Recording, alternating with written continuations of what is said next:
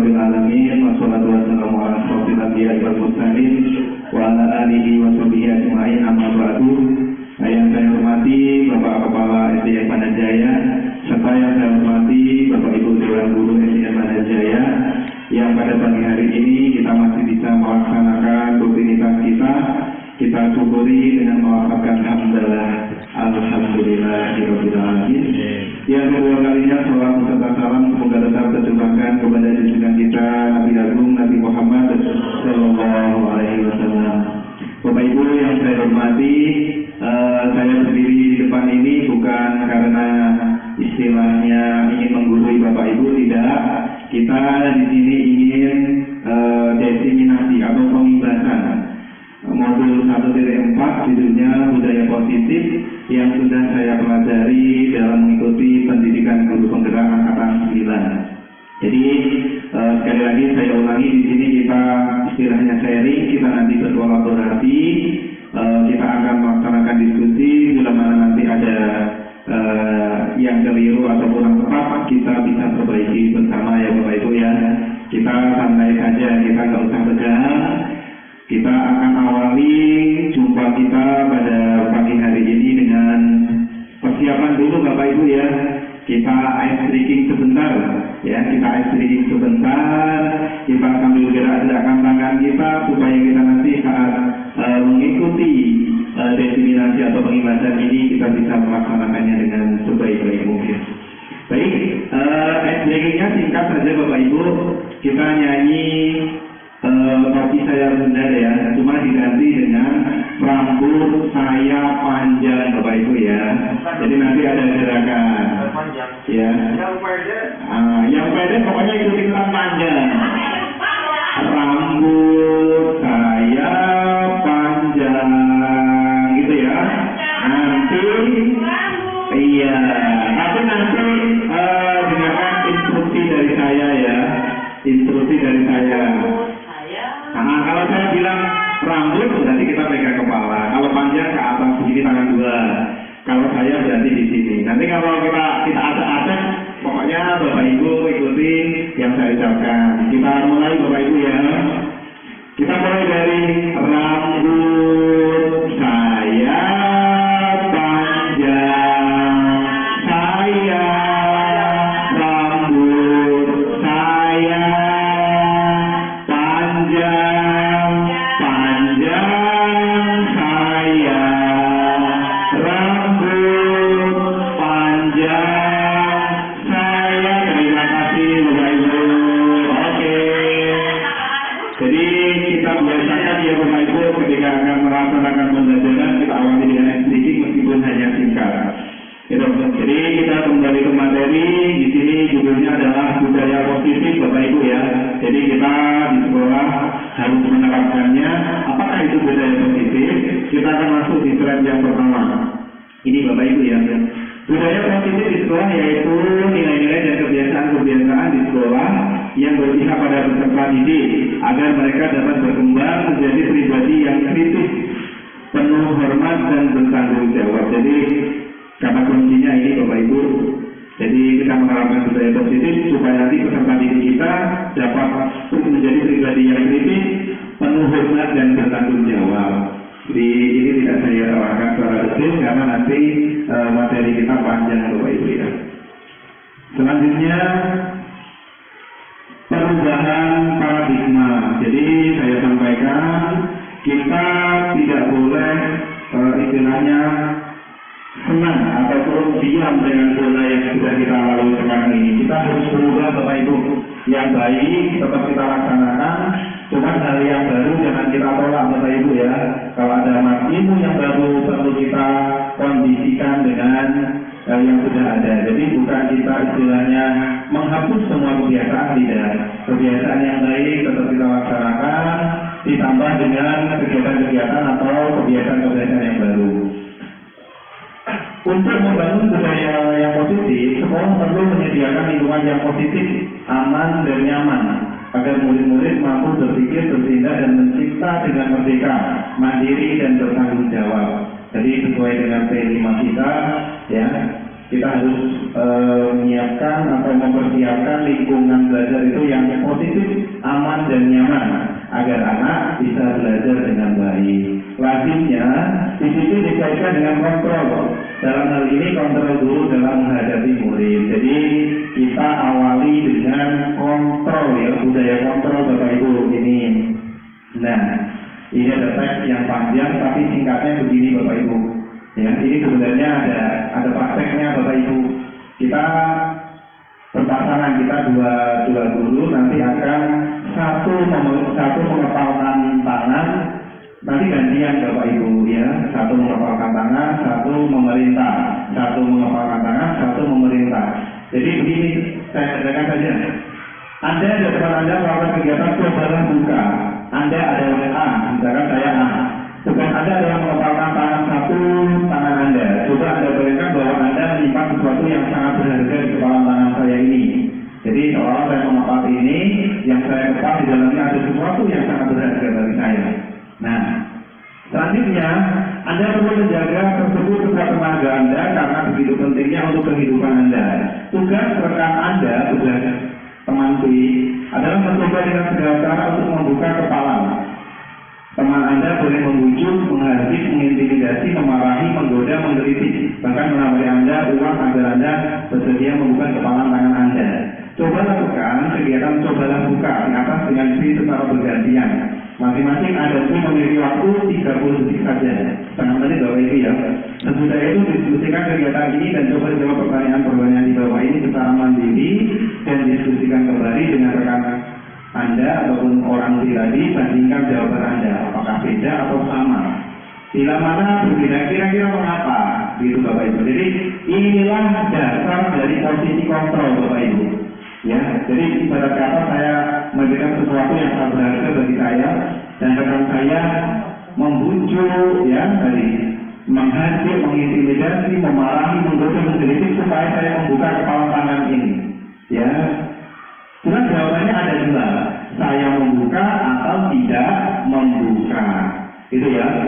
Nah, kalau menurut saya, ini menurut saya, nanti Bapak Ibu kan memiliki jawaban yang berbeda. Kalau hal yang saya pegang ini harus berharga bagi saya, walaupun Bapak Ibu menyuruh saya untuk membuka, pasti tidak saya buka. Ya, itu dasar dari teori kontrol. Ya, nanti selanjutnya di slide yang selanjutnya. Kalau Bapak Ibu pasti memiliki jawaban yang berbeda, ada yang dibuka, ada yang tidak.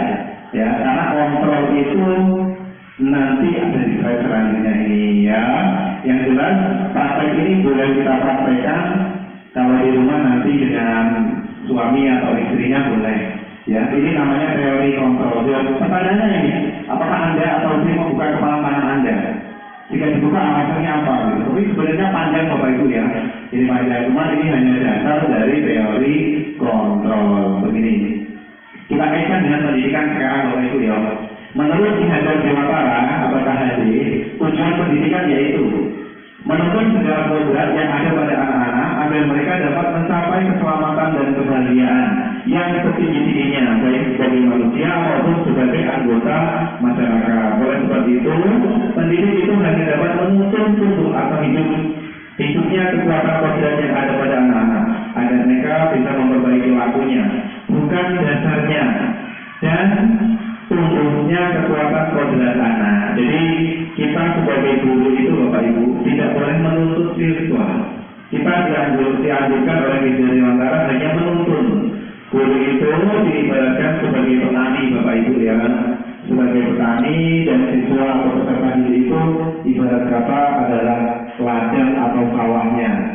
Jadi seorang guru itu hanya mengolah Bapak Ibu ya, tidak boleh guru itu menuntut siswa harus begini tidak boleh, karena anak memiliki bakat dan keahliannya masing-masing ya. Jadi tugas guru fungsinya hanya ini ya. Jadi tidak bisa guru itu akan merubah, tidak bisa, hanya menuntun Bapak Ibu ya.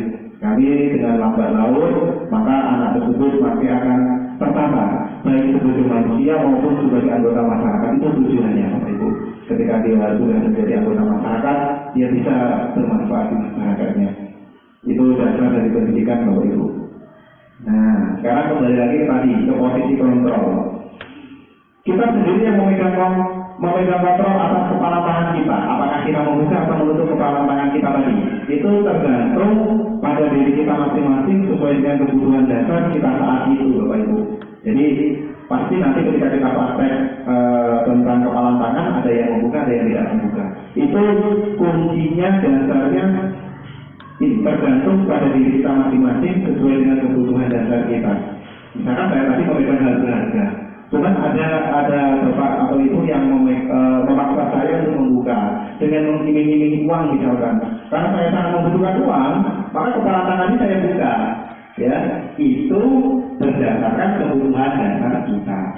Ya, kembalinya. Kalau memang saya tetap mengepalkan tangan, berarti kebutuhan dasar saya sudah tercukupi.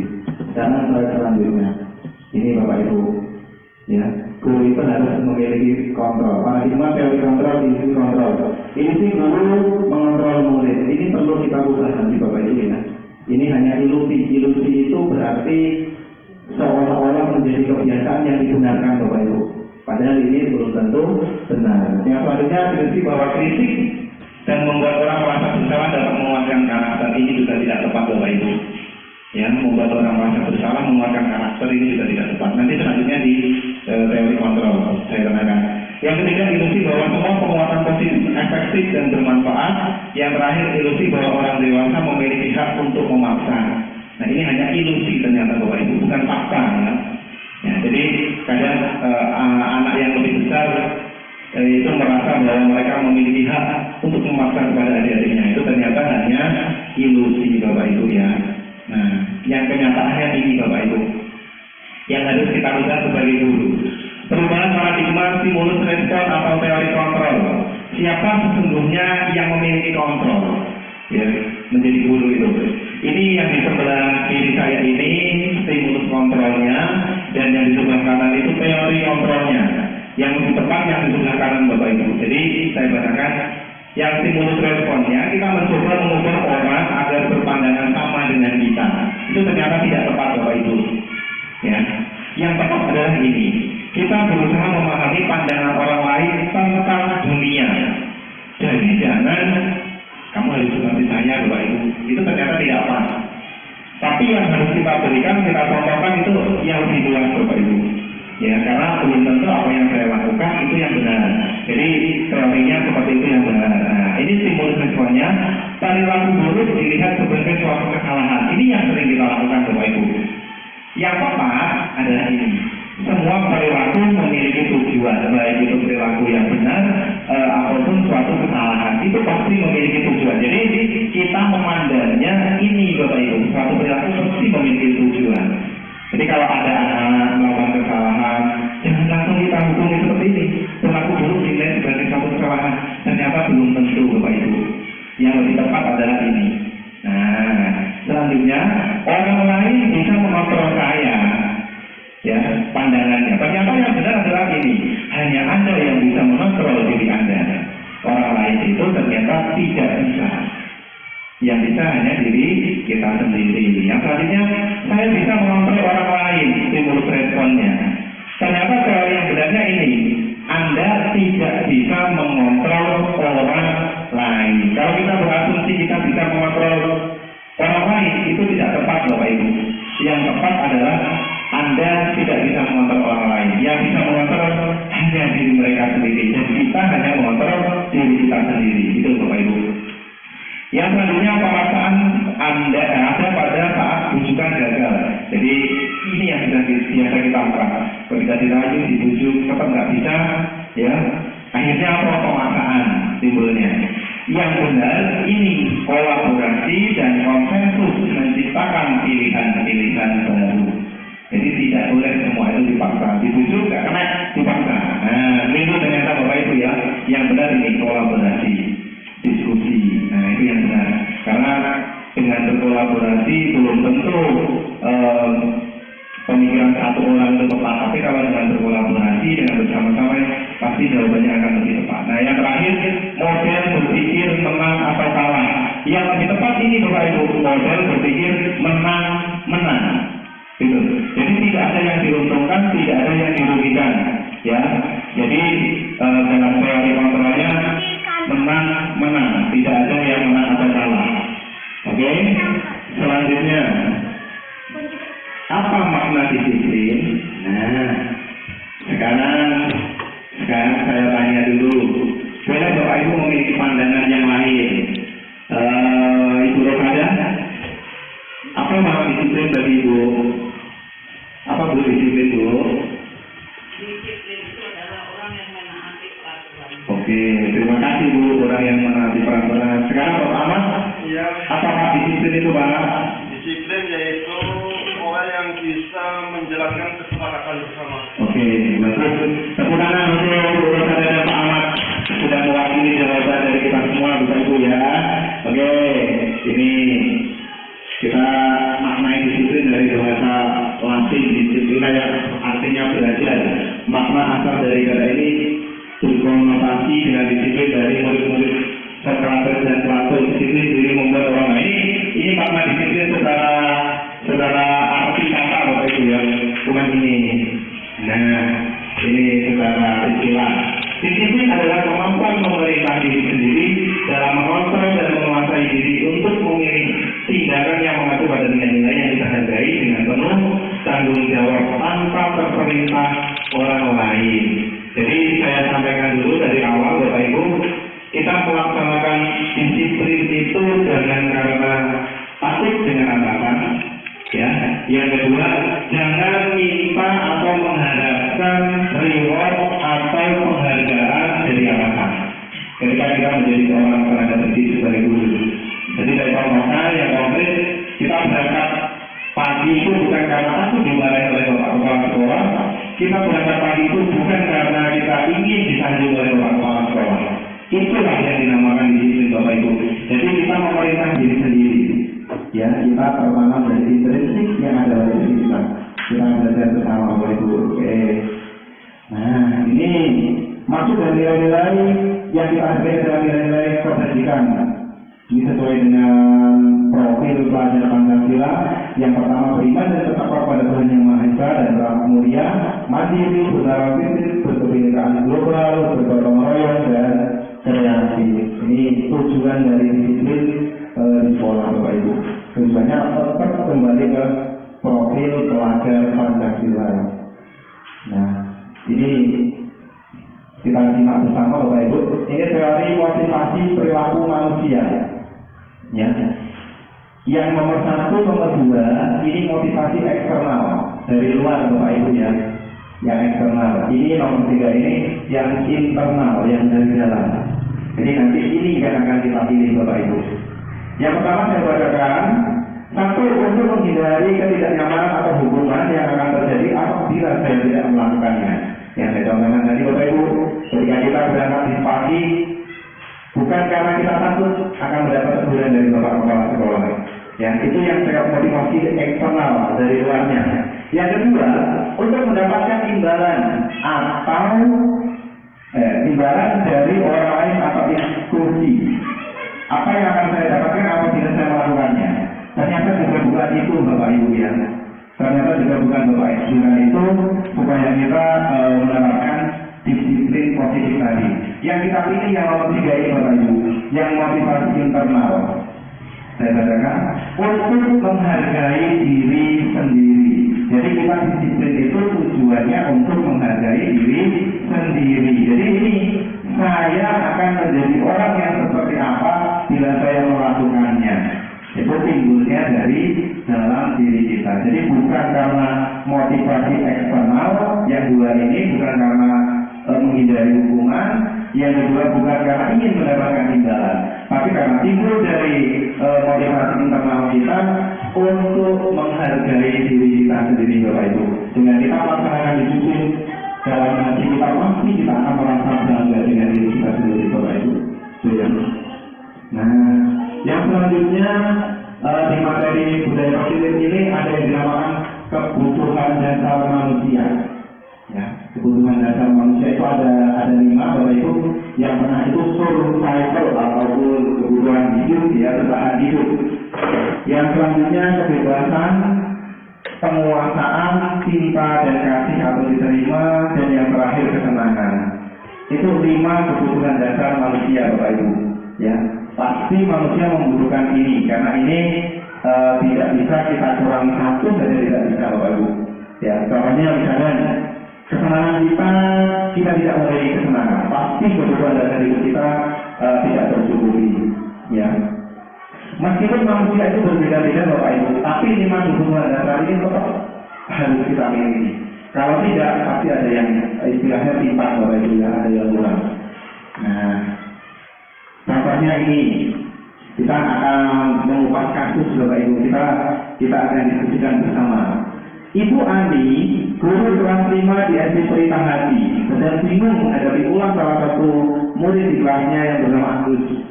Beberapa anak telah datang dan mengeluhkan Agus yang seringkali meminta bekal makan siang mereka dengan paksa. Jika Anda menghadapi situasi seperti Ibu Ani, apa yang akan Anda lakukan? Menurut Anda, kira-kira apa alasan Agus melakukan hal itu? Jadi ini ada kasus, Bapak Ibu. Agus ini setiap hari selalu meminta bekal makan siang dari teman-temannya. Pasti Agus ini memiliki alasan, Bapak Ibu, ya. Dan langsung kita ukur seperti teori yang di depan tadi. Nah, menurut Anda, kira-kira apa alasan Agus melakukan hal itu? Ya, pasti banyak alasannya, Bapak Ibu, ya. Pasti banyak. Kita langsung ke slide yang selanjutnya, Bapak Ibu. Nah, ini ternyata ada 1, 2, 3, 4, 5. Ada 5 jawaban yang bisa kita perkirakan dari yang dilakukan oleh Agus. Yang pertama ini, apabila jawaban Agus karena ia lapar dan orang tuanya tidak membawakannya bekal makan siang, kebutuhannya adalah kebutuhan bertahan hidup. Pasti, Bapak Ibu, ya, kalau dia tidak dibawakan bekal, pasti dia minta dengan temannya, kalau enggak dia tidak bisa bertahan hidup. Itu alasan yang pertama, untuk bertahan hidup. Ternyata Agus ini bukan anak yang keliru tadi karena meminta atau makan. Ya, pasti ada alasannya. Ini alasan yang pertama. Yang kedua, apabila jawaban Agus karena ia senang temannya jadi memperhatikan dia dengan dia memaksa meminta makan siangnya tadi, berarti kebutuhannya adalah cinta dan kasih sayang. Agus ini ingin diperhatikan oleh teman-temannya, Bapak Ibu, dengan cara dia meminta bekal makan siang kepada temannya. Itu alasannya. Kalau alasannya yang ketiga ini, apabila jawaban Agus dia merasa hebat karena temannya jadi takut dan menuruti keinginannya, kebutuhannya adalah penguasaan, pengakuan atas kemampuan. Dia ingin merasa hebat punya Agus ini, ya. Nah, ternyata alasannya macam-macam, Bapak Ibu. Nah, alasan yang keempat, apabila jawaban Agus karena merasa bosan dengan bekal yang dibawakan ibunya, karena selalu membawakan bekal yang sama, kebutuhannya adalah kebebasan. Agus ini ingin merasakan hal yang baru, ya, ingin bebas. Maksudnya kalau setiap hari bekalnya hanya telur goreng terus, temannya melihat temannya ada mie dan sebagainya. Nah, ini merasa ini, ya, berarti ini adalah kebutuhan kebebasan. Dia ingin bebas, ya, nggak hanya ingin makan telur goreng terus, ya. Yang terakhir, apabila jawaban Agus karena iseng saja dan dia menikmati ekspresi wajah temannya yang kesal karena diambil makanannya, itu adalah kebutuhan kesenangannya karena dia senang melihat temannya itu merasa dijahili. Ya, ternyata kesimpulannya, Bapak Ibu, semua yang dilakukan oleh siswa tersebut, oleh Agus ini, pasti memiliki alasan. Tidak boleh kita langsung menghubungi, Agus ini salah. Ternyata tidak. Dia memiliki alasan. Alasannya karena ada 5 kebutuhan dasarnya tadi, pasti ada yang tidak terpenuhi. Kalau semuanya terpenuhi, pasti Agus tidak meminta makanan kepada temannya. Itu, Bapak Ibu, ya. Nanti kita diskusinya kita karena ini yang paling penting, Bapak Ibu. Kita sebagai guru, posisi kita nanti itu di mana? Ada 5 posisi kontrol guru. Ya, ada 5 posisi kontrol guru. Yang pertama sebagai penghukum, yang kedua pembuat rasa bersalah, yang ketiga sebagai teman, yang keempat sebagai pemantau, yang kelima sebagai manajer. Mana posisi kita, Bapak Ibu, ya? Posisi kita sekarang ada di mana? Ini contohnya begini. Ini agak tidak kelihatan, Bapak Ibu, ya. Nah, kalau begitu saya tampilkan video yang saya ambil dari Kementerian Pendidikan. Ini supaya nanti kita tahu posisi kita itu di mana, Bapak Ibu, ya. Nah,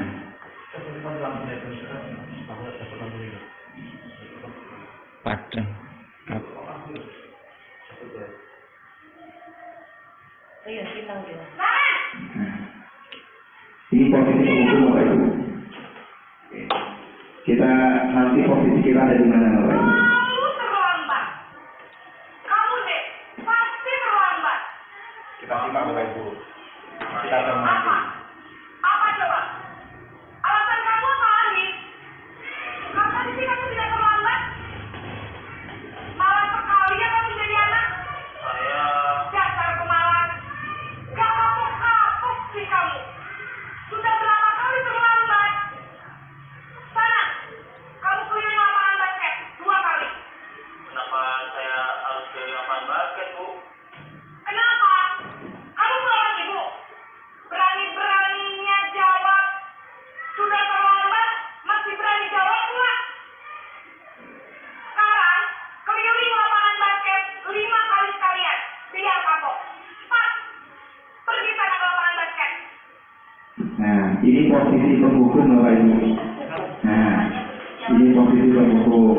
Menghardik, Yang selanjutnya dan membimbing. Hukuman bisa berupa fisik. kita lihat video ini saja Bapak Ibu. Ibu dan bapak guru hebat. Dampak yang terjadi pada murid ketika guru berada pada posisi penghukum adalah murid cenderung akan Nah, murid kita akan menjadi penendang Bapak Ibu kalau kita menjadi posisi penghukum. Tidak menyukai guru tersebut Bapak Ibu. Nah, ini posisi yang kedua, pembuat merasa bersalah. Apakah ini posisi kita simak Bapak Ibu. Kasusnya sama, ada anak yang terlambat datang. Naren!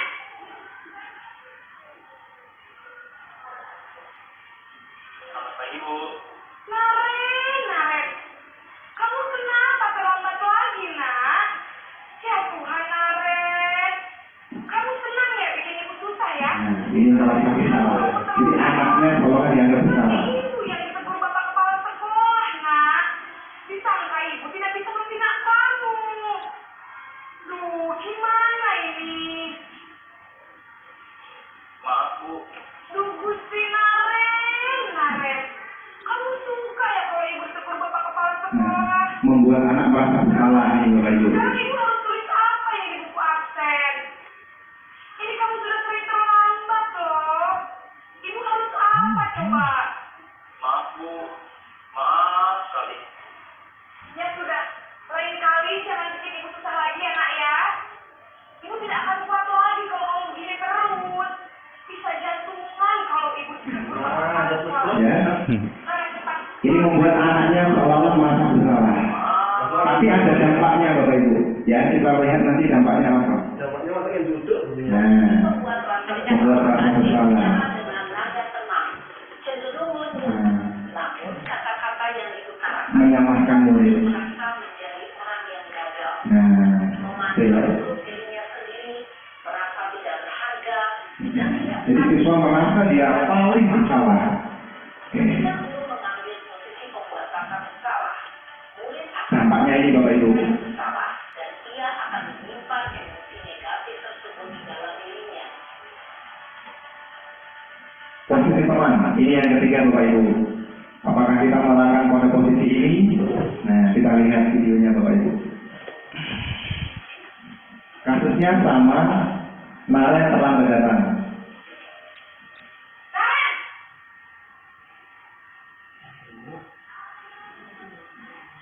Selamat pagi, Bu. Wah, sudah jam berapa ini? Ini posisi teman. Terlambat lagi ya sayang. Iya, Bu. Habis guru saya melompat saya, Bu. Kamu malah menyalahkan ibu Mama. kamu. Kamu bukannya anak yang larinya paling kencang. Kok terlambat sih? Iya, Bu. Saya memang salah bangun tadi. Jadi, biarpun saya rincang, tetap gantengnya, Bu. Ya sudah kan, nanti lain kali larinya lebih kencang lagi ya. Nah, ini posisi teman Bapak Ibu. Bikin senang ibu, demi ibu. Bisa kan? Bisa lah, Bu. Ya sudah sekarang sekolah. Ini menurut kita benar Bapak Ibu ya. Cuma nanti ada dampaknya. Kita lihat nanti dampaknya. Kalau anak dianggap sebagai teman posisinya. Guru berbicara dengan nada suara ramah, akrab, cenderung bersendar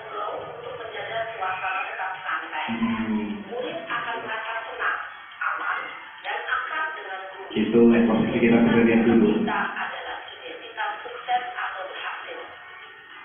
Namun, perlu diingat, karena ini masih dorongan Eksternalnya. maka ada faktor ketergantungan dari murid kepada orang tertentu. Iya. Di sini, guru absennya, sehingga di lain waktu, murid bisa berperilaku baik, namun hanya kepada orang-orang. Iya, dia akan membeda-bedakan guru Bapak Ibu ya. Kalau dengan guru ini dia senang, kalau dengan guru yang lain, ibu itu Bapak itu tidak enak. Nah, ini posisi yang keempat.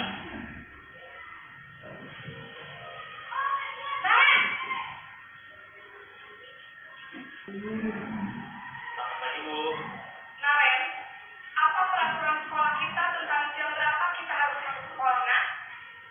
Kita harus di sekolah jam 7, Bu. Iya betul. Sekarang sudah jam 7.20. Naren sudah tahu konsekuensinya jika terlambat hadir. Paham, Bu. Saya harus tinggal kelas pas jam istirahat selama 20 menit. Iya benar, konsekuensinya demikian. Jadi nanti jam 9.30 pas istirahat, kamu harus tinggal di kelas, kerjakan tugas tambahan untuk ketertinggalan kamu, ya? Baik, Bu. Posisi pemantau Nah, ini pemantau. perhitungan atau dasar untuk mengontrol murid. Jadi mengingatkan, memantau. Peraturan dan konsekuensi. Seorang pemantau menunjukkan bahasa tubuh dan ekspresi wajah yang datar dan cenderung formal. Ini yang kita pilih Bapak Ibu, posisi manajer. Kita simak Bapak Ibu. Kalau ada masalah seperti ini, posisi kita harus seperti ini.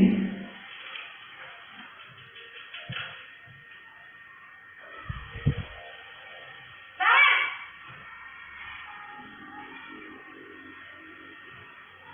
Selamat pagi, Bu. Selamat pagi, Naren. Maaf, Bu. Saya terlambat. Ya, sekolah masuknya jam 7, sekarang sudah jam 7.20. Jadi sekarang bagaimana ini, Naren? Maaf, Bu. Saya lupa alarm saya semalam. Baiklah, menurut kamu, keyakinan sekolah yang mana yang perlu kamu tingkatkan? Menghargai diri sendiri dan orang lain mungkin ya, Bu. Setuju. Jadi, apakah Naren meyakini prinsip saling menghormati tersebut? Iya, Bu. Saya meyakininya. Apakah Naren bersedia memperbaiki masalah keterlambatan ini? Bersedia, Bu. Bagaimana kamu akan perbaiki masalah keterlambatan ini? Saya akan coba untuk tidak lupa menyetel alarm saya, Bu. Baik, kalau Naren lupa menyetel alarm di rumah, ada orang yang kira-kira bisa bantu mengingatkan tidak? Ada, Bu. Kakak saya, Kak Emma. Ada lagi selain Kak Emma? Selain Kak Emma, ada ibu saya. Baik, jadi yang mengingatkan Naren adalah Kak Emma dan ibu kamu ya? Kira-kira akan mulai setel alarm kapan nih, Naren? Setelah pulang sekolah, akan segera saya lakukan. Baik, jadi Naren akan setel alarm untuk bangun besok pagi dan akan diingatkan oleh kakak dan ibunda Naren ya. Ada lagi yang mungkin perlu dilakukan Naren agar tidak terlambat bangun lagi. Tidak ada, Bu. Baik Naren, terima kasih untuk kerjasama kamu. Sekarang kamu perlu kembali ke kelas Glenn. Baik, Bu. Terima kasih. Nah, Posisi manajer adalah posisi kontrol yang disarankan untuk membimbing murid memiliki sikap disiplin yang positif, yaitu murid yang mandiri, bertanggung jawab, dan dapat memecahkan masalah. Tujuan dari posisi ini adalah agar murid dapat berefleksi atas tindakannya. Guru akan dengan tulus memberikan pertanyaan-pertanyaan bermakna, sehingga membuat murid dapat belajar dari kesalahannya dan mencari sebuah solusi untuk menyelesaikannya. jadi itu Bapak Ibu ya. Ada 5 posisi kontrol. Jadi seorang guru. Jadi apakah yang sudah kita lakukan selama ini ternyata kalau saya Bapak Ibu ya, kalau saya kadang berada di posisi nomor 2, kadang di posisi nomor 3 ya, ternyata itu kurang tepat Bapak Ibu ya. Yang lebih tepat adalah di ini, di posisi manajer Bapak Ibu ya. Tujuannya untuk apa? Tujuannya ini, untuk menghargai diri sendiri. Karena kalau posisi kita jadi penghukum dan pembuat rasa bersalah, anak nanti hanya akan menghindari hukuman, Bapak Ibu. Ketika dia patuh terhadap peraturan itu, tujuannya hanya untuk menghindari hukuman. Kalau posisi teman atau pemantau, anak nanti ini mengharapkan imbalan atau ketergantungan pada orang lain. Dipantau ini Bapak Ibu, kalau ada gurunya, dia akan berperilaku baik. Tapi kalau tidak ada gurunya, dia akan kembali berperilaku seperti sehari-harinya. Nah, kalau di posisi kontrol seperti manajer, maka anak itu akan menghargai dirinya sendiri, Bapak Ibu. Ya, dia akan menghargai dirinya sendiri. Terus, ini guru berbuat, kalau penghukum mengaji, menunjuk-nunjuk, menyakiti, menyindir.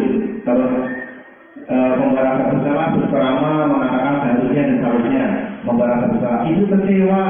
Kalau begini, nah itu membuat anak merasa bersalah. Kalau pertanyaannya begini, ini yang langsung kita pilih Bapak Ibu sebagai manajer. Apa yang kita yakini nak, gitu. Jadi anak itu ditanya supaya dia itu berpikir. Ya, jadi jangan anak itu tidak diberi pilihan Bapak Ibu. Anak itu harus ditanya, diberi pilihan. Apa yang bisa kamu kerjakan untuk memperbaiki masalah ini? Jadi anak itu dibiasakan untuk berpikir menyelesaikan masalahnya dulu. Setelah itu baru dulu memberikan penguatannya. Jadi jangan istilahnya apa ya? Ayolah lakukan demi ibu kalau menjadi teman tadi, ya. Kalau dia tidak ada guru tersebut, maka dia tidak akan melakukannya. Ya, karena dia hanya cenderung pada salah satu guru. Nah, ini kalau sebagai murid nanti murid akan berkata, bagaimana caranya saya bisa memperbaiki keadaan sebagainya. Seperti yang ada di layar ini Bapak Ibu ya.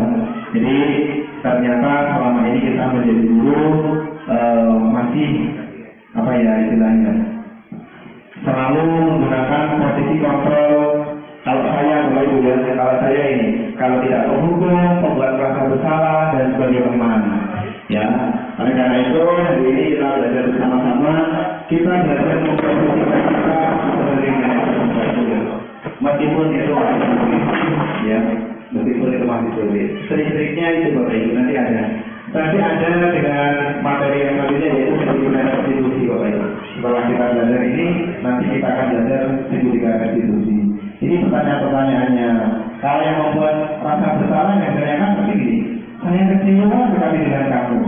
Kalau kalimatnya yang seperti itu, berarti posisi guru itu membuat orang merasa bersalah, membuat siswa merasa bersalah. Kalau pertanyaannya, kamu tidak pernah benar melakukannya, itu berarti posisi penghukum. Kalau sebagai teman, pertanyaan yang muncul pasti guru, ayolah lakukan demi ibu atau demi bapak. Nah, itu posisi teman. Supaya nanti ibu tidak ditegur oleh kepala sekolah. Nah, itu menganggap anak itu sebagai teman. Itu kalau kita tetapkan di anak usia SD mungkin masih bisa Bapak Ibu. Tapi kalau sudah anak SMA, SMP, nanti lama-lama akan istilahnya ketergantungan dengan kita Bapak Ibu. Kalau posisi teman terus. Nah, sebagai pengaruh ini bagaimana kamu mendapatkan stiker kita hari ini. Ini tujuannya anak nanti melakukan kebaikan karena hanya ingin mendapatkan reward atau penghargaan Bapak Ibu sebagai pemantau itu. Anak, kalau kita melakukan hal baik kita nanti dapat ini loh. Kalau kita melakukan hal jahat nanti kita dapat ini loh. Nah, itu posisi pemantau. Nah, yang posisi manajer itu, bagaimana kamu bisa menyelesaikan masalah ini dan sebagainya itu ya. Kita berusaha untuk menjadi manajer Bapak Ibu. Meskipun caranya itu ya lambat laun jangan kita langsung Bapak Ibu ya. Nah, ini kita lanjut ke materi yang selanjutnya yaitu budaya positif. Budaya positif itu bisa tumbuh menjadi besar sebagai budaya positif ketika diawali dari yang dulu yang berwarna ungu Bapak Ibu. Saya bacakan ini adalah peraturan kelas. Ya, kita kembali ke kelas kita dulu masing-masing. Kita di kelas itu kalau dulu ada yang namanya peraturan kelas. Terus apa Pak bedanya peraturan kelas dengan keyakinan kelas? Kalau peraturan kelas itu yang membuat Bapak Ibu nilai guru sendiri tanpa melibatkan siswa. Contoh sudah dipajang di dalam kelas. Siswa masuk pukul 7. Itu kan yang membuat guru dan kepala sekolah misalnya. Siswa berpakaian rapi, harus memakai kaos kaki. Nah itu kan peraturan kelas. Itu yang membuat guru dengan kepala sekolah atau guru tersebut sendiri. Itu namanya peraturan kelas tanpa melibatkan siswa. Yang lebih tepat apa Pak? Yang lebih tepat namanya keyakinan kelas Bapak Ibu. Ya, kalau keyakinan kelas itu kita melibatkan siswa. Contohnya, ketika masih awal ajaran baru, kita sebagai guru di kelas yang baru tersebut, kita membuat kesepakatan dengan siswa. Kita awali dengan kesepakatan kelas, setelah menjadi kesepakatan nanti akhirnya menjadi keyakinan kelas. Nah, kalau kesepakatan dulu kita awali dengan kesepakatan. Contohnya begini, kita tanya dengan siswa, anak-anak, kita di tahun pelajaran baru ini kita akan menjaga kesepakatan kelas. Apa yang akan kita buat kesepakatan pertama? Jadi anak itu disuruh mengeluarkan pendapatnya Bapak Ibu.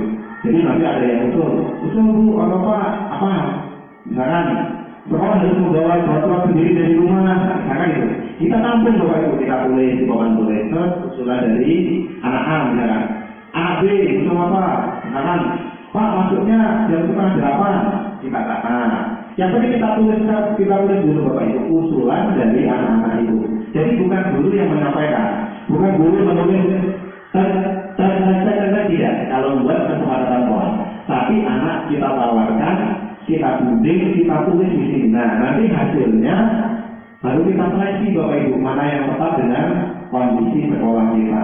Kalau membuat keyakinan kelas di awal dengan kesepakatan, gunakan bahasa-bahasa yang istilahnya yang baik dan benar Bapak Ibu. Contoh, tidak membuang sampah sembarangan. Itu benar ya Bapak Ibu ya menurut kita. Tapi ada kalimat tidak boleh membuang sampah. Ada kata tidak di sana Bapak Ibu. Itu akhirnya malah menjadi negatif Bapak Ibu. Ya. Jadi pandangan ataupun pemikiran siswa arahnya nanti akan negatif Bapak Ibu. Memang benar tidak membuang sampah sembarangan itu dari dulu sudah kita pakai. Tapi yang lebih tepat apa kalimatnya? Jangan tidak membuang sampah, jangan tidak boleh membuang sampah sembarangan. Tapi kalimatnya kita rubah Bapak Ibu. Buanglah sampah pada tempatnya. Itu kalimat yang lebih bijak Bapak Ibu. Jadi walau kalimat itu sudah baik, tapi ada kalimat yang lebih bijak. Kita gunakan yang lebih bijak itu. Contoh lagi, tidak boleh mencontek. Itu benar Bapak Ibu. Ya. Di kalimatnya jangan itu yang kita gunakan sebagai nanti keyakinan kelas. Apa? Terapkan kejujuran. Itu Bapak Ibu. Kalau hanya mencontek, itu sifatnya kan ketika kita istilahnya anak dikasih soal dan sebagainya. Tapi kalau kalimatnya terapkan kejujuran, di semua aspek bisa kita terapkan Bapak Ibu. Ya, jadi walaupun kalimatnya itu sudah baik, usahakan jangan menggunakan kata tidak. Gitu ya. Contohnya tidak boleh membuang sampah, tidak boleh mencontek. Kita gunakan kalimat yang lebih bijak lain. Itu ketika akan membuat keyakinan kelas. Ketika sudah terjadi kesepakatan kelas, sudah kita sepakati, nanti anak akan kita ada diskusi konsekuensinya Bapak Ibu. Setelah disepakati ya, kita kan konsekuensi ketika anak tidak jujur apa? Nah nanti anak yang kita tanyakan. Kalau kita tidak jujur konsekuensinya apa? Bukan hukuman Bapak Ibu ya. Kita tidak boleh menghukum siswa. Kalimatnya kata-katanya sekarang konsekuensi. Konsekuensi itu hal atau perilaku apa ketika dia melakukan yang dia langgar atau yang dia kerjakan. Itu konsekuensi. Contohnya ketika dia berperilaku jujur, dia akan mendapat konsekuensi apa? Ketika dia berperilaku tidak jujur, konsekuensinya apa? Kita kembalikan kepada siswa. Jadi nanti siswa itu akan selalu teringat-ingat Bapak Ibu. Makanya ketika sudah menjadi kesepakatan akan timbul yang namanya keyakinan. Jadi anak itu yakin Bapak Ibu apa yang sudah kita sepakati ini. Maka dia tidak akan melakukan atau melanggar keyakinannya. Beda dengan peraturan. Kalau peraturan kan yang membuat kita dewan dulu. Itu bedanya Bapak Ibu. Nah setelah terjadi keyakinan kelas dan kita terapkan di dalam kelas, pasti nanti timbulnya lebih luas lagi adalah lingkungan positif. Ya, lingkungan positif. Sekolah kita nanti akan menjadi lingkungan yang positif kalau semua keyakinan kelas sudah diterapkan. Nah, dampak yang terakhir yang kita capai adalah budaya positif. Kalau budaya positif ini sudah terbiasa nanti Bapak Ibu ya sudah dibiasakan. Anak ketika datang sudah bersalaman, masuk ke kelas, masuk ke kantor sudah bermisi, sudah mengucap salam, itu namanya sudah menjadi budaya Ibu. Tapi harus kita awali dari kelas kita masing-masing yang namanya peraturan kelas. Sekarang diganti dengan keyakinan kelas. Ini keyakinan kelas Bapak Ibu. Ya.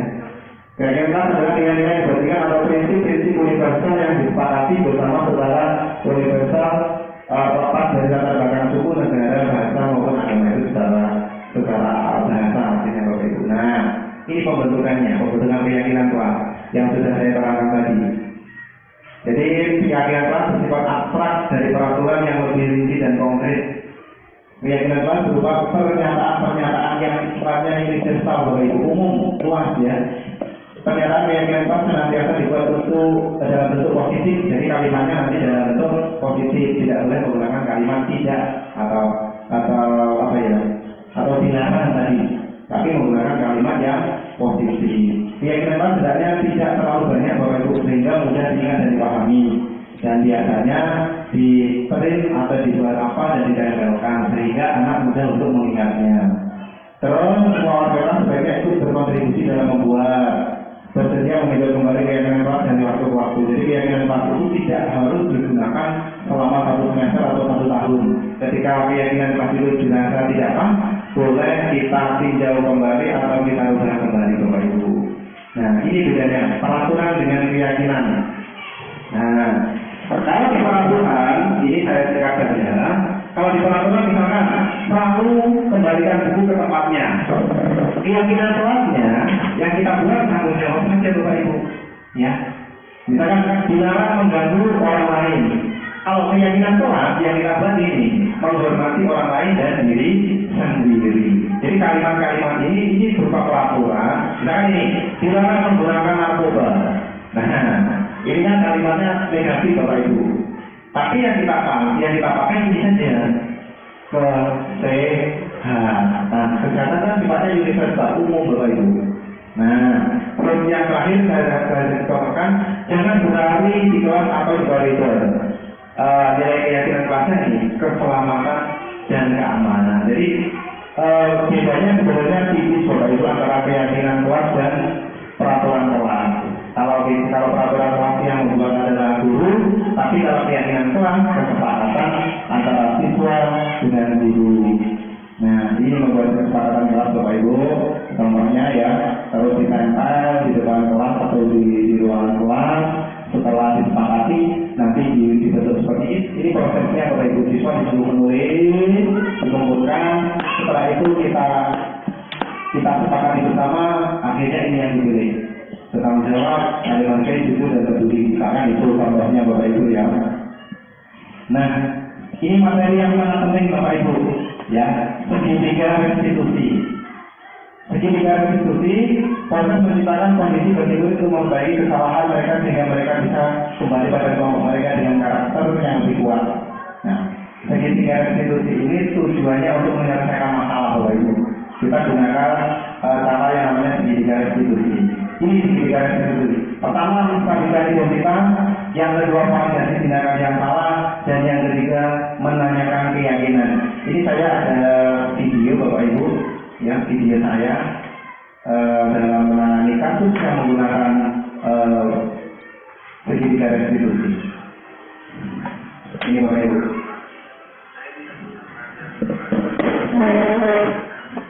Boleh disimak, boleh nanti kita diskusikan mana yang kurang gitu kan.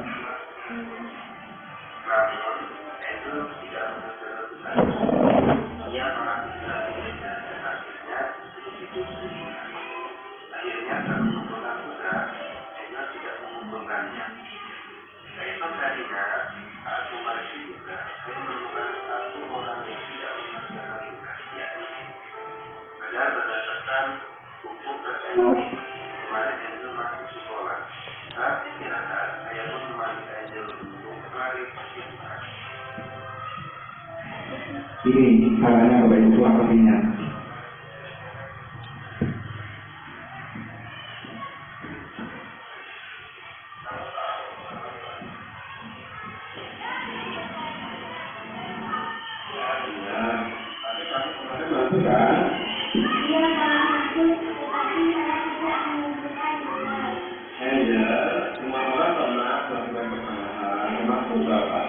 Namun, setiap tindakan kita pasti ada alasannya.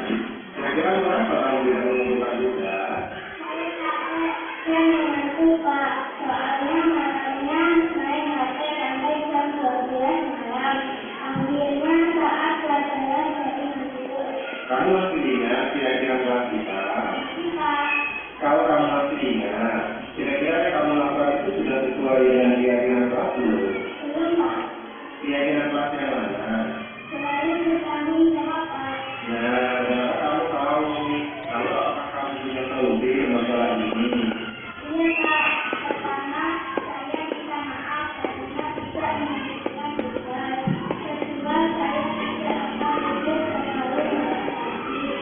Dan yang ketiga, saya akan menerima tugas dari Pak Menhan akan saya ikuti dengan Baik, Bapak apresiasi untuk tanggung jawabmu dan kamu boleh kembali istirahat. Itu Bapak Ibu ya, itu satu contoh ketika kita menerapkan segitiga restitusi.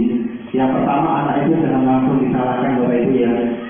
Jadi kembali ke materi saya tadi, yang pertama menstabilkan identitas. Anak itu ditanya dulu, alasannya dia itu misalkan tidak mengerjakan tugas itu kenapa, gitu ya. Setelah itu validasi tindakan yang salah. Anak itu ditanya, kenapa? Kenapa kamu melakukan hal ini gitu loh? Kenapa kamu tidak mengerjakan tugasnya itu? Apa alasannya? Jadi anak itu diberi pertanyaan supaya dia bisa menyampaikan alasannya. Bukan langsung kita marahi, bukan langsung kita hukum Bapak Ibu. Dan yang terakhir menanyakan keyakinan. Ya, anak itu supaya mengingat keyakinan apa yang sudah dilanggar. Terus setelah itu baru anak itu dikuatkan Bapak Ibu yang terakhir. Ya, misalkan iya, memang semua orang itu memiliki kesalahan, tapi diberi kekuatan Bapak Ibu. Jadi supaya nanti anak itu tidak mengulangi kesalahannya, bukan karena istilahnya arahan dari guru, tapi karena keinginan dari si anak tersebut. Itu garis diskusi Bapak Ibu ya. Ini tahapannya. Yang pertama menstabilkan identitas. Berbuat salah itu tidak apa-apa. Ya, tetapi dikasih penguatan gitu Bapak Ibu. Jangan terus anak kalau nggak apa-apa lanjutkan, bukan ya.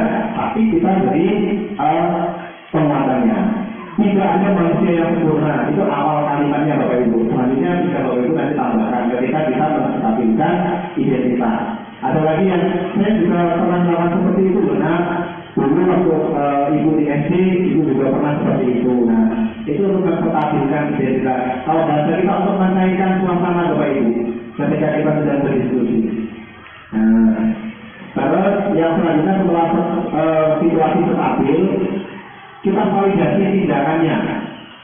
Contoh pertanyaannya begini, padahal kamu bisa melakukan yang lebih baik dari ini ya, lebih baik ya. Terus misalnya kamu pasti punya alasan mengapa melakukan hal itu. Ya, gitu. Jadi anak itu divalidasi tindakannya. Kamu pasti bangga pada diri sendiri karena kamu telah memiliki sesuatu yang penting buatmu. Itu di proses validasi. Nah, yang ketiga menanyakan keyakinan. Apa yang kita percaya sebagai kelas, kesepakatan kelas atau keluarga? Apa nilai umum yang telah kita sepakati? Jadi anak itu diingatkan Bapak Ibu, diingatkan supaya dia nanti ingat apa yang sudah dia lakukan itu ternyata keliru Bapak Ibu. Nah, jadi sebelumnya masih ada satu video saya lagi sebelum kita nanti buka sesi tanya jawab Bapak Ibu ya, yang sudah saya buat. Nah, ini di kasus kedua Bapak Ibu.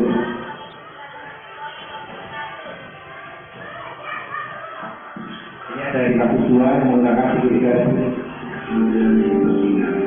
Dan inilah video kami saat berdiskusi dengan siswa yang telah berdiam untuk menemukan solusi dari permasalahannya.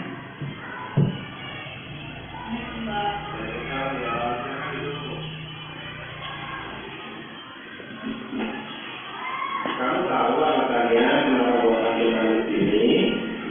Tahu Pak, saya ini terlambat dengan sekolah. Ya, akhir-akhir ini Bapak Dina kamu sering terlambat dengan sekolah. Tapi di sini Bapak tidak mau fokus pada kesalahanmu. Bapak hanya ingin tahu alasannya itu apa. Iya Pak. Ya, Kami bukan sebetulnya orang yang melakukan kesalahan ini. Kita bisa menyelesaikan ini sama-sama. Kamu pasti punya alasan. Kenapa kamu akhir-akhir ini terlambat? Kalau Bapak boleh tahu, apa alasannya? Berapa jarak kamu ke sekolah? Kira-kira apa solusinya supaya kamu tidak terlambat lagi? Kapan?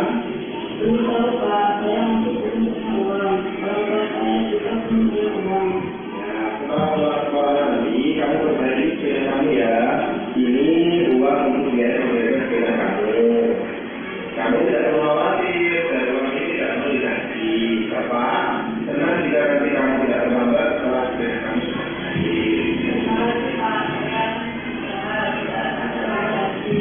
saya hargai usaha kamu ya. Sekarang silakan kembali masuk ke kelas. Itu ada dua masalah yang kita selesaikan menggunakan segitiga restitusi Bapak Ibu ya. Nah, yang selanjutnya materi kita sudah selesai, jadi kita di sesi yang terakhir ini yaitu kita buka untuk sesi tanya jawab Bapak Ibu. Kita sifatnya kolaborasi. Jadi kalau nanti kita tidak bisa menjawab, kita bisa berbagi dengan Bapak Ibu yang lain. Kami buka pertanyaannya. Silakan Bapak Ibu yang ingin bertanya. Iya, Bu ya, silakan. Saya ingin bertanya, tadi kan membahas tentang disiplin ya. Iya, Bu. Saya ingin bertanya, bagaimana cara menerapkan disiplin kerja yang konsisten? Oke. Bagaimana cara menerapkan disiplin kerja yang konsisten? Terima kasih Ibu Dia atas pertanyaannya. Sebelum saya jawab, apakah ada pertanyaan yang kedua? Silakan. Yang kedua saya. Oke, Pak, silakan. Ya, tadi telah disampaikan di dalam paparan Ya. mengenai teori motivasi. Tadi kita ada 3. Ya. Itu untuk meningkatkan proses pembelajaran dulu, itu faktor mana yang sangat dominan? Oke. Terima kasih Pak Ahmad atas pertanyaannya. Saya akan mencoba menjawab pertanyaan yang pertama dari Bulia. Jika nanti Bapak Ibu ingin menjawabkan atau mempunyai jawaban yang berbeda, saya membuka peluang-peluangnya. Jadi pertanyaan dari Bulia, apa yang harus kita terapkan supaya untuk menerapkan budaya positif disiplin yang konsisten. Oke, Bulia. Jadi untuk menerapkan disiplin itu kita awali dulu dari dasarnya. Jadi ketika kita ingin menerapkan penerapan disiplin positif atau disiplin kerja, kita cari dulu dasarnya apa. Ketika kita ingin melaksanakan sesuatu itu, kalau dasarnya sudah kita temukan, maka akan enak kita laksanakan secara konsisten. Jadi saya terangkan dari awal tadi, kita melaksanakan sesuatu itu alasannya satu, jangan karena takut dengan atasan. Yang kedua, jangan karena ingin mendapatkan imbalan. Kita pilih yang ketiga, karena kita ingin menghargai diri kita sendiri, terutama kita sebagai seorang pendidik Bapak Ibu yang. Jadi kalau tadi contohnya masalah datang tepat waktu, kita kasih contoh yang lain. Kita kasih contoh ketika kita mengajar di dalam kelas. Kita mengajar di dalam kelas itu menggunakan media pembelajaran, jangan hanya karena saat supervisi oleh Bapak Kepala Sekolah, ya. Karena hanya takut, nanti kalau dilihat kita nggak menggunakan alat peraga, maka akan mendapatkan nilai yang kecil dan sebagainya. Jangan karena itu. Terus kita menggunakan media pembelajaran yang bagus, karena ingin dipuji. Jangan Bapak Ibu ya. Jadi dasarnya itu ya. Supaya kita konsisten, kita terapkan keyakinan itu secara intrinsik, secara dalam hati. Kita terapkan bahwa apa yang kita lakukan sebagai tanggung jawab kita harus kita terapkan secara terus-menerus, karena dengan kita melakukan hal yang baik, maka kita akan menjadi bangga kepada diri kita sendiri. Kalau kita melakukan hal yang buruk, pasti kita akan benci dengan diri kita sendiri. Jadi menurut saya jawabannya berawal dari dasarnya dulu. Dasarnya kita harus tahu bahwa ketika kita menerapkan budaya positif atau disiplin dalam bekerja, kita jangan takut dan jangan hanya karena ingin mendapat pujian, jangan hanya takut dengan atasan, tapi karena kita menerapkan disiplin positif itu memang dari diri kita sendiri, karena kita bangga menghargai diri kita sendiri. Kalau Bapak Ibu ada yang memiliki jawaban yang lain, silakan dari pertanyaan Ibu Dia. Monggo, Bapak Ibu, kita buka, kita hanya diskusi di sini.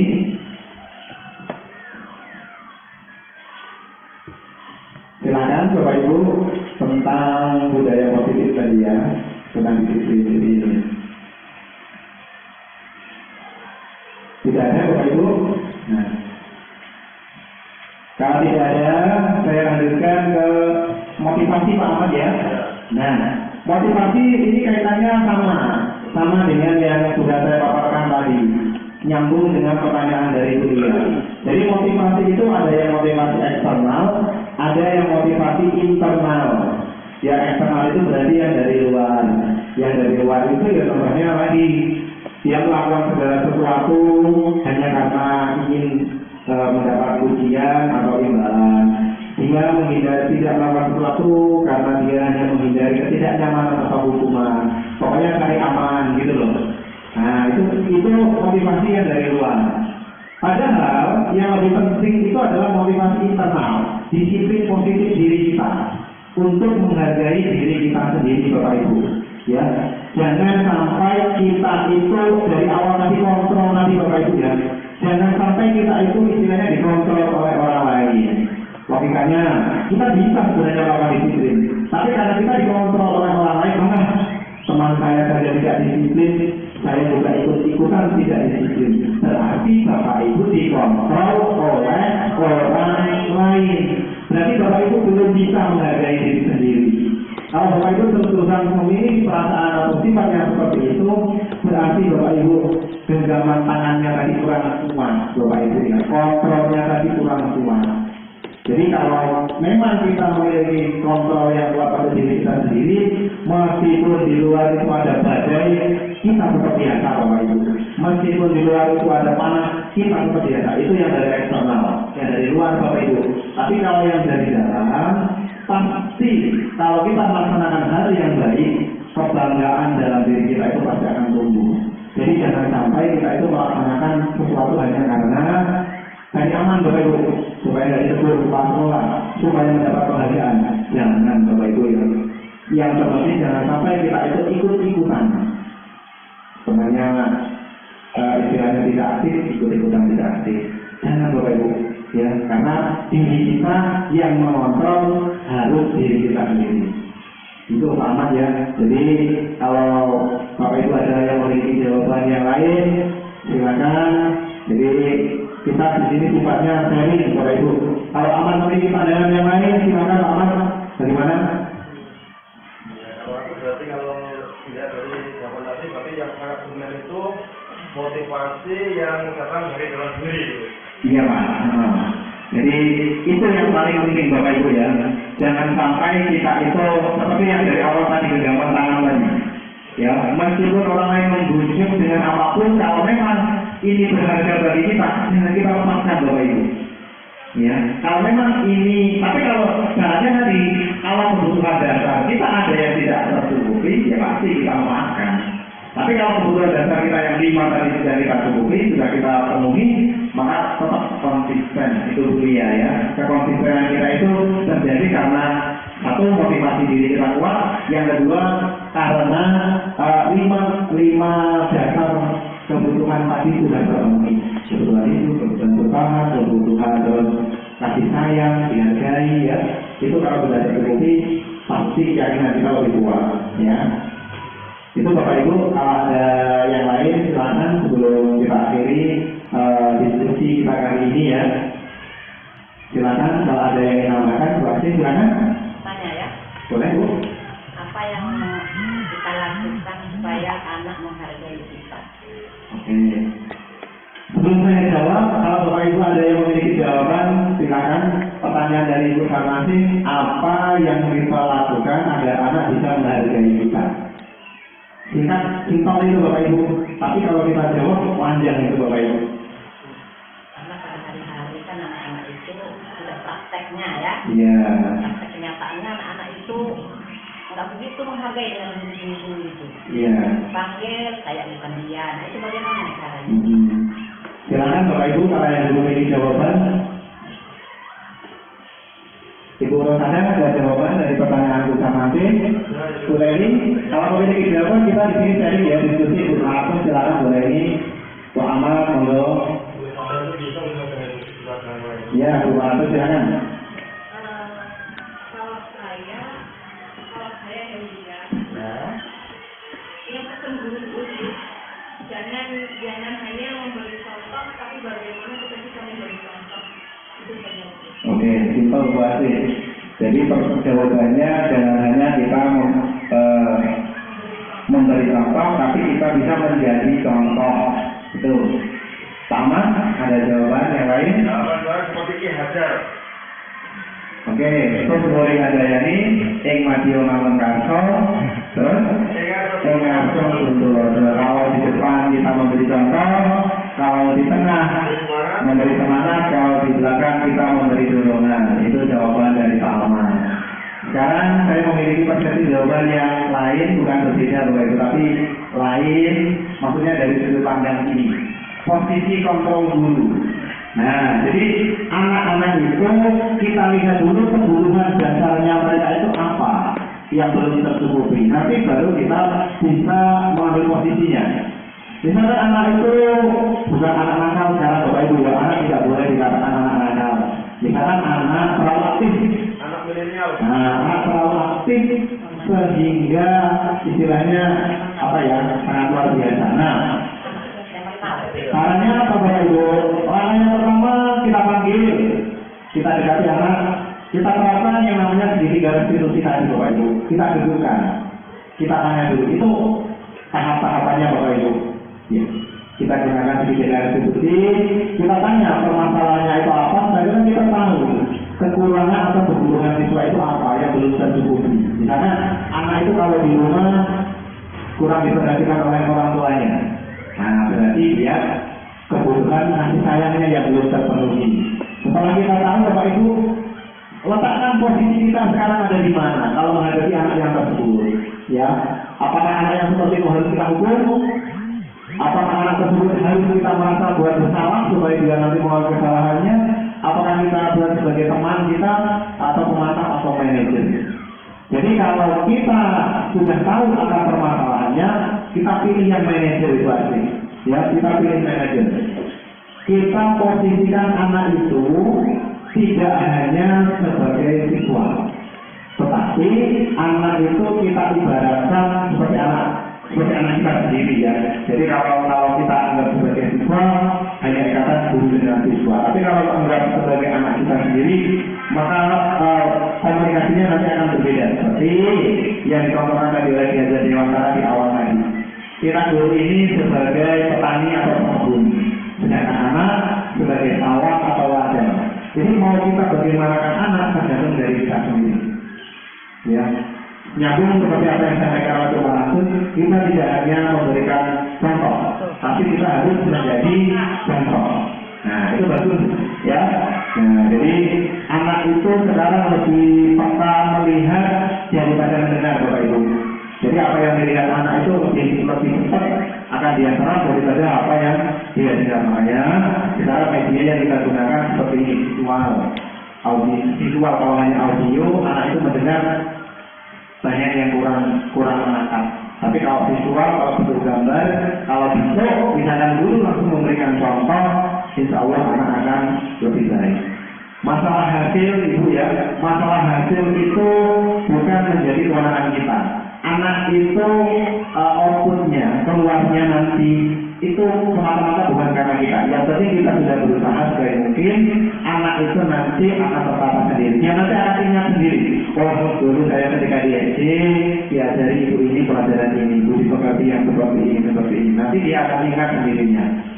Masalah dia penerapannya bagaimana, itu bukan urusan kita. Karena guru itu mendidik atau mengajar hanya ada batasan waktu Bapak Ibu. Setelah pulang dari sekolah, anak itu sudah kembali ke masyarakatnya masing-masing. Itu mungkin jawaban dari kami. Bila mana ada jawaban yang lain, silakan. Ataupun ada penguatan atau tambahan yang lain, saya persilakan sebelum saya simpulkan diskusi kita pada pagi hari ini. Silakan Bapak Ibu. Tidak ada? Sedikit ya. Ya Pak Mat, silakan. Nanti setelah kita perhatikan nampaknya di dalam kelas itu di sana masih tertulis atau terpampang itu peraturan kelas. Ya. Ini kalau melihat tadi itu benar berkaitan dengan kesepakatan kelas. Iya. Itu nanti ya tolong dengan dirubah kalau yang masuk seperti itu. Ya, baik. Terima kasih Pak Ahmad. Jadi ini ada penguatan atau masukan dari Bapak Ahmad. Kita di kurikulum Merdeka ini sudah mulai menerapkan yang namanya kesepakatan kelas. Setelah kesepakatan kelas, nanti jadinya keyakinan kelas. Jadi kita sepakati dulu dengan guru, antara guru dengan siswa. Setelah ada kesepakatan, nanti bentuknya menjadi keyakinan. Supaya anak itu meyakini Bapak Ibu ya. Jadi jangan peraturan. Kalau peraturan yang membuat guru, tapi kalau kesepakatan nanti yang membuat antara guru dengan siswa. Siswa akan dilibatkan aktif di dalamnya. Nah, nanti guru hanya mengarahkan, membimbing, setelah itu memilih mana yang tepat dengan kondisi kelasnya masing-masing. Karena nanti setiap kelas pasti akan beda. Antara keyakinan kelas 1 dengan keyakinan kelas 5 pasti akan berbeda. Ya, karena anak kelas 1 idenya berbeda dengan anak kelas 5. Ya, jadi keyakinan kelas itu tidak apa-apa, berbeda. Nah, ada lagi nanti yang namanya keyakinan sekolah. Kalau keyakinan sekolah, kita bisa libatkan seluruh kader sekolah. Ya, misalkan kepala sekolah, guru, beserta peserta didik, kita libatkan kalau peraturan sekolah. Ya, kalau peraturan sekolah sekarang ganti namanya keyakinan sekolah. Hanya beda nama Bapak Ibu, tapi bedanya kalau keyakinan anak itu dilibatkan aktif dalam membuatnya. Ada yang lain, silakan Bapak Ibu. Tidak ada? Oke, kalau tidak ada, di penghujung diskusi kali ini saya akan berikan penguatan sedikit atau kesimpulan Bapak Ibu ya. Ternyata selama saya mengikuti pendidikan di Calon Guru Penggerak, banyak ilmu yang bisa saya dapatkan. Oleh karena itu, saya harapkan kepada Bapak Ibu yang sudah bisa mendaftar, silakan segera untuk mendaftar karena nanti banyak ilmu yang bisa kita dapatkan Bapak Ibu. Terutama di modul 1.4 ini ya, banyak sekali materi yang sangat luar biasa. Ada dari nama saya simpulkan sedikit, saya lihatkan supaya nanti Bapak Ibu lebih tertarik untuk mengikuti modul 1.4 ini Bapak Ibu ya. Ini materinya Bapak Ibu. Ada disiplin positif, ada teori motivasi, hukuman dan penghargaan, ada keyakinan keras, kebutuhan dasar manusia, segitiga restitusi, lewat posisi kontrol ya. Nah, teori motivasi, hukuman dan penghargaan. Itu tadi yang hanya sedikit saya tulis Bapak Ibu ya. Ternyata kalau dulu awal-awalan K13 di Kota Kulit ini sudah ditulis nama semua siswa. Betul-betul untuk mendapatkan banyak bintang Bapak Ibu ya. Itu sudah diterapkan di sekolah-sekolah awal-awal kurikulum 13. Misalkan Andi mendapatkan 5 bintang, Andre mendapatkan 2 bintang. Nah, nanti kelima sudah balik. Anak berlomba-lomba mendapatkan bintang dari nilai gurunya. Ternyata itu tidak tepat Bapak Ibu. Ya, karena anak tujuannya aktif hanya untuk mendapat bintang. Kalau guru misalkan saya yang seperti itu, ternyata guru saya masuk pelajaran agama. Guru saya tidak memberi bintang kepada anak yang aktif, maka apakah anak tersebut akan aktif? Ternyata tidak.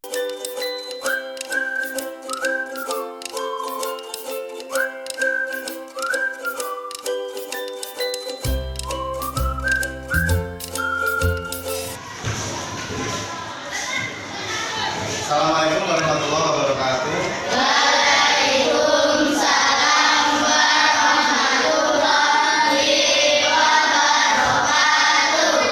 Selamat pagi anak-anak. Apa kabar semuanya? Baik. Anak-anak, hari ini kita akan belajar membuat kesepakatan kelas atau keyakinan kelas ya. Ada yang tahu apa itu keyakinan kelas?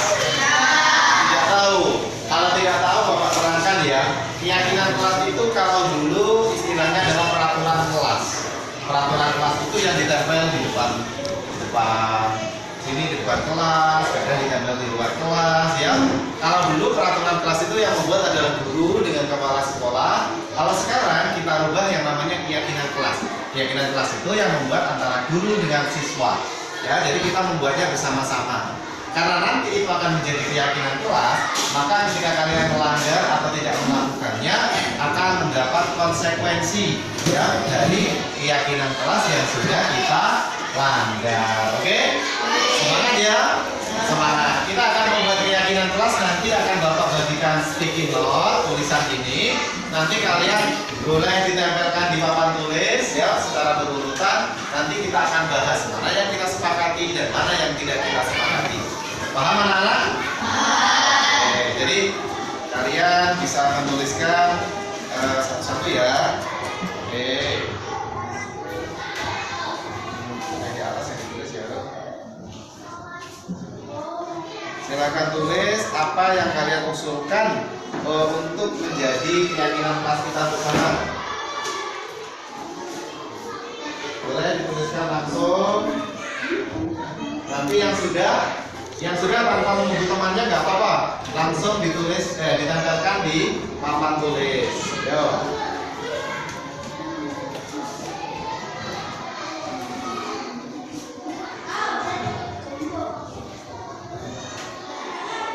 Silakan tuliskan usulan keyakinan kelas kalian. Untuk yang sudah, langsung ditempelkan di sini ya, di sini.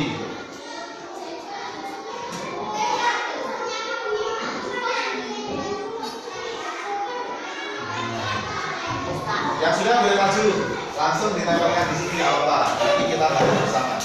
Tempelkan, boleh, berjejer boleh, ke bawah boleh, samping boleh. Oke.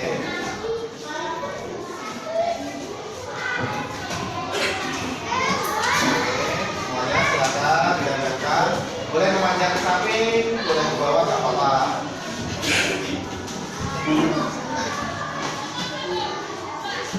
Karena nanti ada semua, Bapak tuliskan di sini ya. Ini tadi siapa belajar yang sungguh-sungguh kok gak ada namanya? Dikasih nama ya. Ini punya siapa yang belajar yang sungguh-sungguh ini? Ya. Oke. Bapak tuliskan di sini. Yang lain ada namanya semua ya? Oke, baik. Sudah semua anak-anak? Ya. Sekarang kita koreksi ya. Kita koreksi kesepakatan, karena sebelum menjadi keyakinan ini menjadi kesepakatan dulu ya. Setelah kesepakatan nanti baru menjadi keyakinan kelas. Kita koreksi bersama-sama. Nanti yang akan menjadi keyakinan kelas yang kita sepakati Bapak akan kasih tanda tipan. Berarti itu kita sepakat. Kita baca dulu yang dari usulan Dion. Belajar dengan sungguh-sungguh. Itu usulan dari Dion. Niken berpakaian rapi. Alisa aktif dalam pembelajaran. Ahmad dilarang mencontek. Septi menjaga kebersihan kelas. Ellen belajar tidak boleh main-main. Elsa tidak boleh terlambat. Kori mengikuti dan mengerjakan tugas tepat waktu. Rapi hadir tepat waktu. Nabila semangat dalam belajar. Aksen dilarang membuang sampah sembarangan. Sally berdoa sebelum dan sesudah belajar. Oke anak-anak, ini semua adalah usulan dari kalian. Bagaimana kalau kita koreksi satu-satu mana yang kita sepakati dan mana yang tidak kita sepakati. Nanti yang tidak disepakati jangan berkecil hati ya, karena ini adalah kesepakatan kita bersama. Oke. Dalam membuat keyakinan kelas tidak ada atau tidak boleh menggunakan kalimat negatif ya. Contohnya ada kata-kata tidak, misalkan tidak boleh, itu tidak boleh digunakan untuk keyakinan kelas. Oke. Karena kita koreksi dulu. Dari Dion, belajar dengan sungguh-sungguh. Apakah kalian setuju dengan keyakinan kelas ini? Semua setuju? Ada setuju Bapak kasih bintang. Ya, oke. Kita pisahkan dulu yang setuju. Ini. Sekarang dari yang kedua weekend. Berpakaian rapi. Apakah kalian semua setuju? Setuju ya? Oke, nanti kalau kalian tidak berpakaian rapi, berarti kalian mendapat konsekuensinya loh, karena ini usulan dari kalian semua. Oke, kita sepakati, kita kasih bintang. Oke. Selanjutnya dari Alisa, aktif dalam pembelajaran. Apakah disetujui? Setuju. Oke, setuju. Bapak kasih bintang.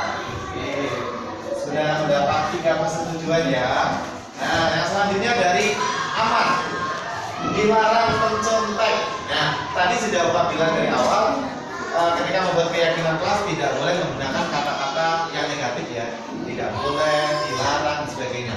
Makanya ini yang dari usulan dari Ahmad kita pisahkan dulu, ya kita pisahkan dulu. Oke, nanti ya kita bahasnya nanti. Yang punya safety, menjaga kebersihan kelas, apakah anak-anak setuju? Setuju ya? Nanti kebersihan kelas tanggung jawab kita bersama. Oke, Bapak kasih bintang. Oke, sudah 4 keyakinan kelas kita. Dari Ellen, belajar tidak boleh main-main. Nah, ada kata-kata tidak di sini ya. Tadi sudah saya sampaikan, tidak boleh menggunakan kata-kata yang negatif. Oke, ini Bapak pisahkan dulu. Nah, terus Kori, mengikuti dan mengerjakan tugas tepat waktu. Apakah anak-anak setuju? Setuju. Oke, sekarang Bapak taruh di sini, Bapak kasih bintang. Nah, terus dari Aksen, dilarang membuang sampah sembarangan. Ada kata-kata dilarang ya. Sampah sembarangan ini mirip dengan menjaga kebersihan. Berarti yang punya Aksen ini tidak usah kita pakai dulu. Belajar tidak boleh main-main, mirip dengan belajar dengan sungguh-sungguh. Berarti yang ini kita tidak usah pakai karena sudah ada ya. Terus dilarang mencontek. Dilarang mencontek ini sama halnya dengan belajar dengan sungguh-sungguh. Oke, yang selanjutnya berdoa sebelum dan sesudah belajar, setuju apa tidak? Oke, ini sebenarnya di awal ya. Di sini karena sebelum pembelajaran kita harus berdoa. Berarti ini dikasih bintang. Oke. Selanjutnya dari Nabila, semangat dalam belajar, setuju atau tidak? Setuju ya. Belajar harus semangat. Oke, ini usulan dari kalian, Bapak kasih bintang. Yang selanjutnya Raffi, hadir tepat waktu, setuju? Oke, Bapak tambahkan di sini, Bapak kasih bintang. Dan yang terakhir dari Elsa, tidak boleh terlambat. Tidak boleh terlambat. Ini sama halnya dengan hadir tepat waktu. Berarti yang ini kita taruh di sini. Bukan yang ini tidak bagus ya. Bukan ini tidak bagus, tapi ini sudah ada di dalam keyakinan kelas yang sudah kalian pilih. Sekarang Bapak bahasakan. Yang pertama berdoa sebelum dan sesudah belajar, apakah disepakati? Yang kedua belajar dengan sungguh-sungguh, kita sepakati. Yang ketiga berpakaian rapi, sepakati. Selanjutnya aktif dalam pembelajaran. Yang kelima menjaga kebersihan kelas. Yang keenam mengikuti dan mengerjakan tugas tepat waktu. Yang ketujuh semangat dalam belajar. Dan yang 8 hadir tepat waktu. Sepakat? Kalau kita sepakat, keyakinan kelas ini nanti akan Bapak cetak, akan Bapak tempelkan di depan kelas kita supaya kalian bisa membacanya setiap hari dan bisa menerapkannya dalam proses pembelajaran sehari-hari. Ada pertanyaan anak-anak? Tidak ada ya. Makanya nanti kalau sudah selesai Bapak cetak, akan Bapak tempelkan di depan kelas dan juga di, karena ini keyakinan kelas maka hanya di dalam kelas ya. Kalau keyakinan sekolah maka akan dijadikan di depan kelas. Tidak ada pertanyaan anak-anak? Ya, kalau sudah paham, Bapak minta sebagai penguatan keyakinan kelas kita ini jangan hanya sebagai tulisan, tapi harus kita terapkan ya. Harus kita terapkan karena itu usulan dari kalian semua, bukan Bapak yang membuat ya. Bapak hanya istilahnya memberi arahan apa yang sudah kalian usulkan. Baik, kalau sudah paham, maka untuk pelajaran membuat keyakinan kelas Bapak akhiri sampai di sini. Mohon maaf bila ada